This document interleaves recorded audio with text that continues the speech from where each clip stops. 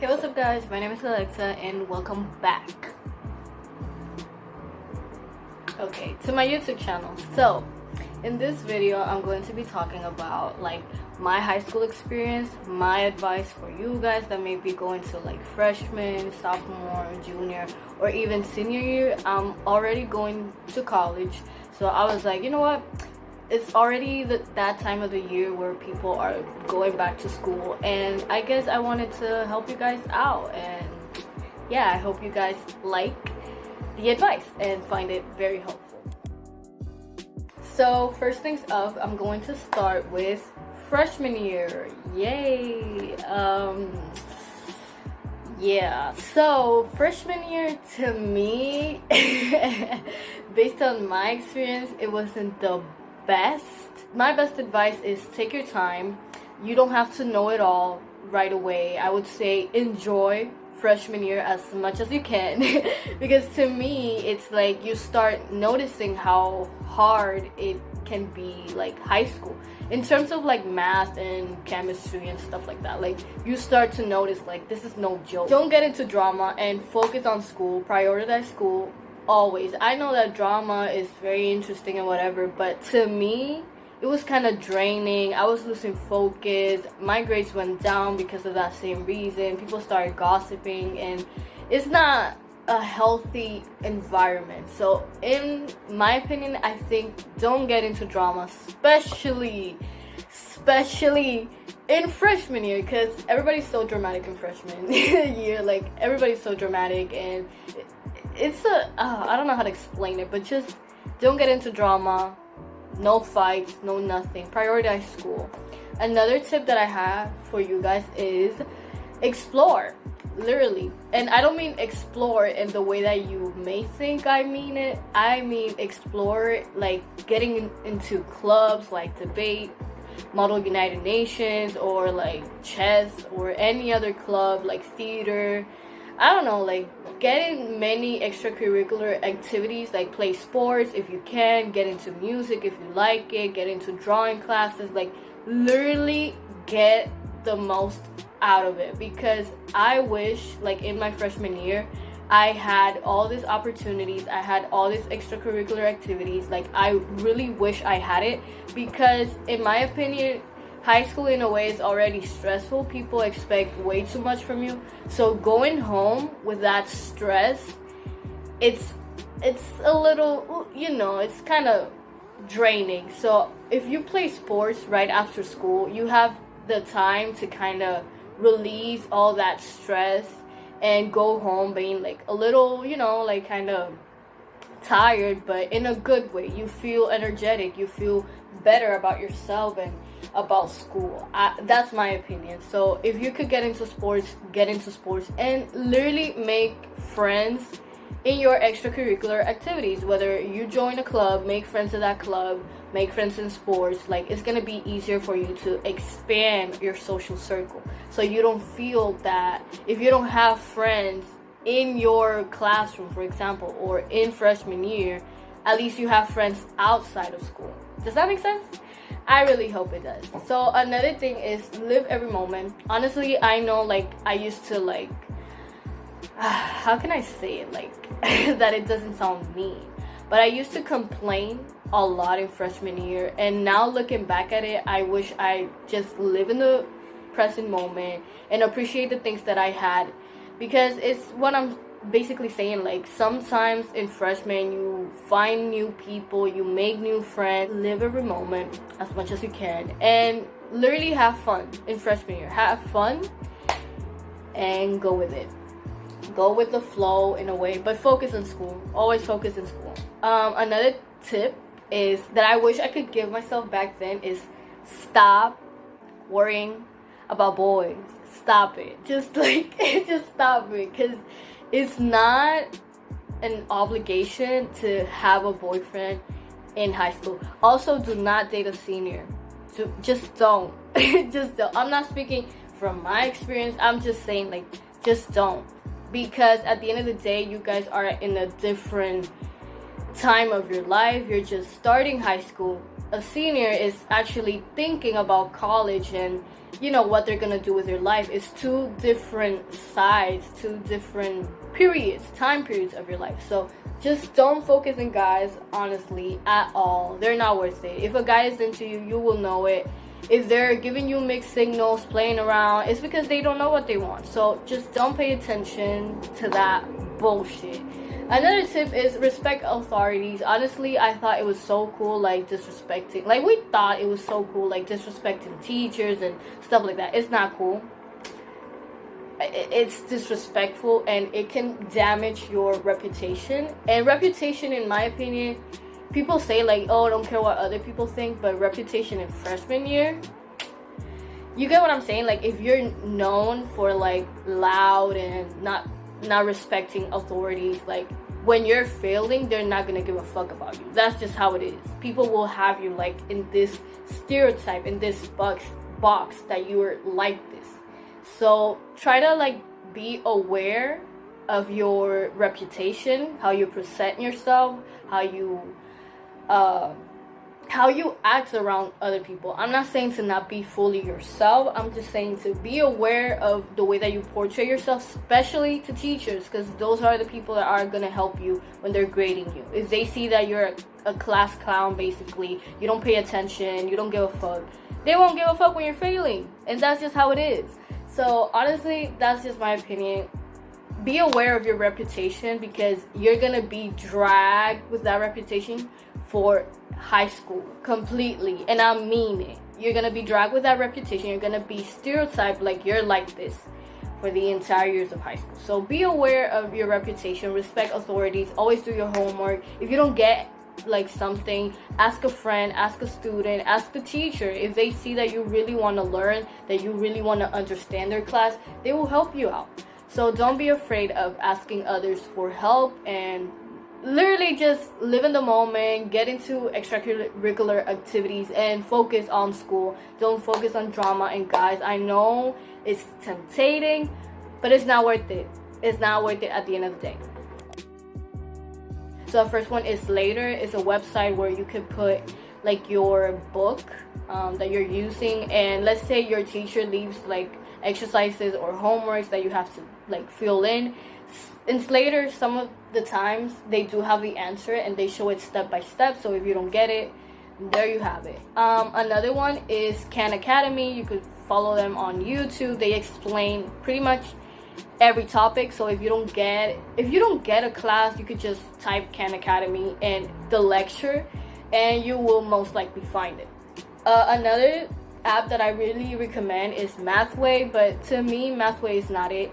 Symbol app is what you need to download.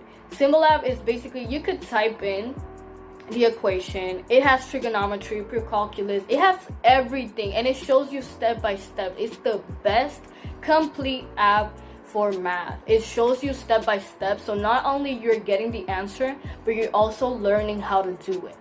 Another thing is just watch YouTube videos. If you don't get a lecture and you feel you don't want to ask anyone, you could just search it up on YouTube, honestly, and you will find it. Another one is Brainly. I use it for flashcards sometimes to study for world history specifically, because it has a lot of content in world history, in my opinion. So if you have you struggle in world history, you could use Brainly, and they have flashcards, they have quizzes that it could literally help you to study. Another one is Shmoop, or there's another one. There's another website that is basically, if your language arts teacher puts you to read a book, and let's say you don't have time or you don't want to read it, you could basically just look for the summary. I recommend just don't read the summary that it presents you. Read the summary of every chapter so you know what happens in every chapter. Because let's say your teacher may ask you something specific that maybe the summary of the entire book doesn't talk about it. So I really recommend summarize reading the summarize of each chapter that it has, and kind of getting the main idea. So when you have to do a book report, or the teacher asks you, you kind of know what to say. So yeah, that was it for freshman year. Okay, so now I'm gonna talk about sophomore year. Yeah, we love that. I would say to me, sophomore year was Like the first semester was whack. And the second semester was actually a little more, a little bit more happier, I guess. Yeah, sophomore year to me was one of the easiest one of the easiest grade because it has geometry. Geometry is so easy. Like, I swear, geometry is kind of easy. It depends on the person, but if you really pay attention, it's really easy. It's one of the easiest math that high school literally gives. Biology they don't give chemistry at all, so you're fine. They don't give physics nor chemistry. So to me, 10th grade year is the one that you could go like a little chill, but not too chill. Because if you're too chill, your grade is gonna go like super, super down, super, super low. So basically, to me, it's one of the most chill in terms of education. It's not as hardcore as 11th grade. My hair was falling out, I'm just saying that. And 12th grade, yeah, love that. Physics, love that. Okay, so I'm just gonna start with the advice. Cut toxic friendships. Just cut it. They're not worth it. Toxic people really drains everyone, and you don't want that kind of energy in your life. High school already is a very, not important, I wouldn't say super important, like the best years of your life. High school year is all about like finding who you are, and in a way, high school is already something to really handle. A lot of stress, a lot of peer pressure from your friends, from your teachers, because they have all these expectations. They expect you to be like this. Your own parents may also expect you to get straight A's, and that is a lot of pressure itself. So cutting toxic people out of your life, to be honest, is the best decision that you could ever make. It will help you be a little more, let that energy flow, because what toxic people do is they drain you. Their energy drain you. And you can ask me like, Alexa, how can I know like when somebody's toxic? Basically, you could just sense it. I don't know how to explain it. You could just feel it. When you talk to that person, you feel drained. Like maybe you feel less. They make you feel less. They make you feel guilty. They do stuff that it feels like they're doing it intentionally. They don't care about your feelings. They don't care how you're doing. So they just do things without even thinking about, how this person may feel about it. So if you have a friend like that in sophomore year or any year, honestly, cut them out. I know it's so hard to cut toxic people because, oh my gosh, she's my friend and then I'm gonna be alone. I'd rather be alone than being friends with somebody that is toxic. Like, I would rather just be alone because it's a endless cycle. You think that person is gonna change and that everything is gonna get better, and that you think that you can fix it because it feels like you have to fix it, because that person is not even putting the effort to fix the friendship or the relationship, for example. So just cut them off. They're not worth it. Something that I think is very important in high school that nobody talks about is like socializing, and how hard it could be for some people, especially if they're very introverted or maybe they have social anxiety or some sort of like mental illness. I think socializing is not necessarily a fundamental thing to do in high school, but having like good friends, that's the thing. Having good friends, being selective with who you call friends is the best way to go, because not everybody's gonna be your friend. I'm just gonna be honest. Like, you don't have to be friends with anybody. You don't have to like everyone. Nobody has to like you as well. Like, you just don't give a fuck. Honestly, at the end of the day, they just don't know you fully. So just at the end of the day, like, be selective with your friends, who you call friends, because there's people that are fake. I'm just saying.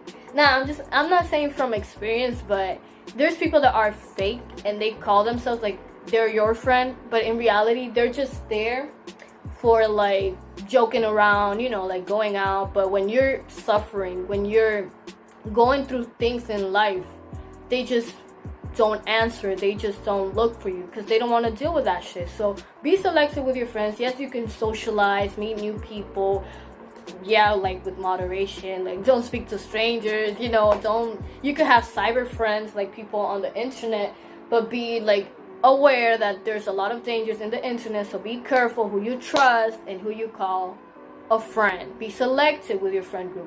It's quality over quantity. You could literally feel lonely and have a ton of friends. That is actually a thing. So just have 2 friends that you can literally call them, yeah, that person is so my friend, because they're always there for me in the good days and the bad days. So I would much rather have like 3 cool ass friends that are always there for me, they always have my back, than having a bunch of people that at the end of the day, it's like they're not gonna do shit for me. Does that make sense? So be selective with socializing, who you choose to socialize with, who you choose to hang out with, because influence is actually a thing. And people say like, no, I'm not influenced to do this and that, but you're most likely to. Be selective with your friends, who you socialize with. That's just the best advice. Much rather have like a small group of friends that they always have my back than having the entire class being friends with them and nobody's there for me. Another thing is parties, drinking, and smoking. I think that's something personal, whether you want to do it or you don't want to do it. And I think nobody really talks about it. People feel pressure to do these things, especially because of movies, their friends, they think it's like so cool, you know, getting drunk and smoke and whatever. I don't know, like people think it's cool. In the movies, we see it all the time. In some of the videos that I saw about high school advice, like I saw it as well. And it's like, I don't want to do those stuff. And I think that's okay. Like, you're not boring if you don't want to do those things. You don't have to live your high school years to the fullest like that. Like partying and drinking. It's your decision. I'm not saying you don't have to do it. If you feel like you want to do it, you want to do those stuff, you like those stuff, you feel comfortable going to parties and drinking and smoking, do it, honestly. But if you feel deep down it's something that you feel uncomfortable and you're just doing it to please others, just don't. If you're gonna party or drink or smoke, those are more like adult things, I would say, to do, because you need a lot of responsibility in a way, to be very responsible. If you're gonna smoke, I guess, be responsible.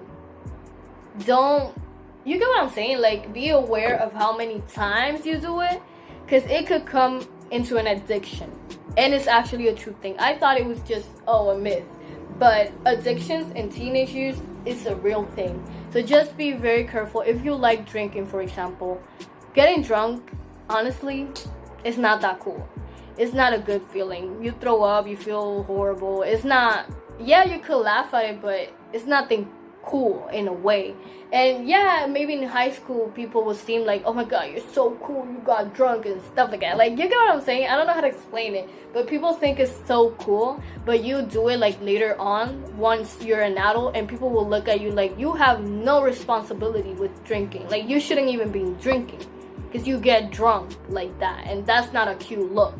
So just be aware, especially getting drunk and who you get drunk with. Because let's say you're going to like a bar or something, like to a club.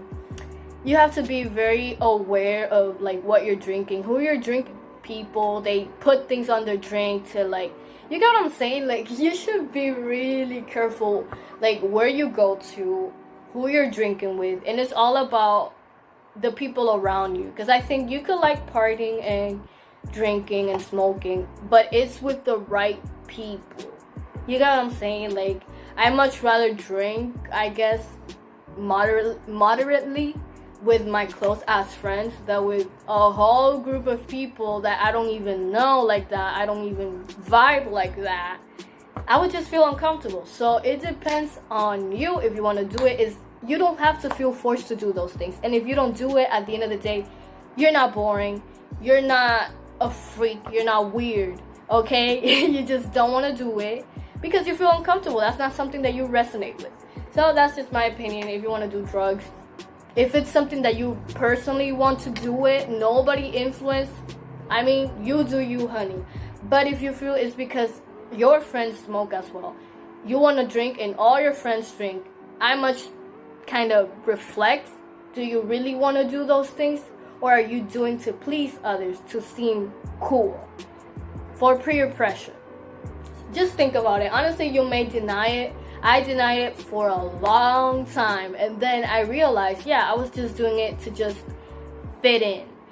So yeah, just put yourself first. Put your integrity, who you are as a person first. If you don't feel like you like doing those things, don't do it. And don't do it for nobody. That's just my opinion.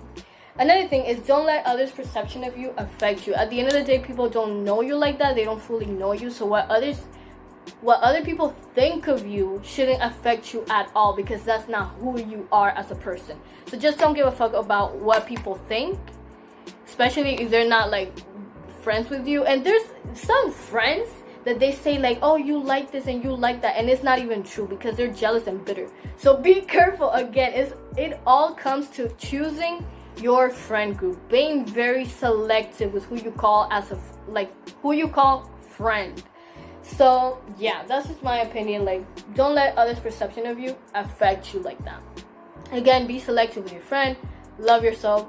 Literally get that self-esteem up as you can, because once you're older, it kind of gets a little harder. Does that make sense? You have to know your self-worth, your value, who you are as a person, because you can't really depend on others to love yourself. You can't depend on others' perception of you, what others people think of you. Like, oh, I think you're cool, and take that as something to love yourself. You know, it has to come from within. What do you think about yourself? Do you think you're pretty?